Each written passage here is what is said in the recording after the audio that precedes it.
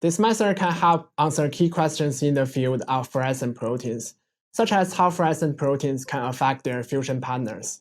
The main advantage of this technique is that it provides a rapid and easily scalable assessment of the effects of the fluorescent proteins on their fusion partners.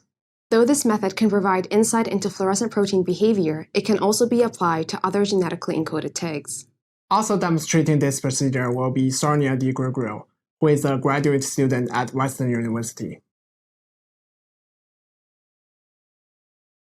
Each fluorescent protein that is tested by this method is first cloned into a yeast expression vector that encodes a galactose-inducible version of flag-tagged HTT exon 1, harboring either the non-toxic 25q repeat or the Huntington disease-associated toxic 72q repeat.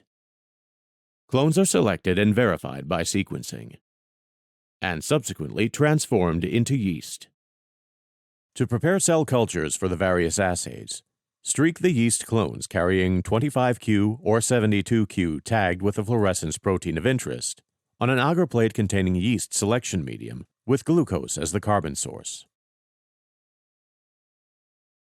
At the same time, streak yeast carrying 25q or 72q yeast-optimized monomeric superfolder GFP to serve as a positive control.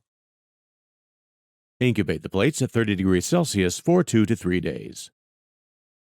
Select up to 3 single colonies from each plate and inoculate 5 milliliters of synthetic complete medium supplemented with 2% glucose as the carbon source. Incubate the cultures at 30 degrees Celsius overnight.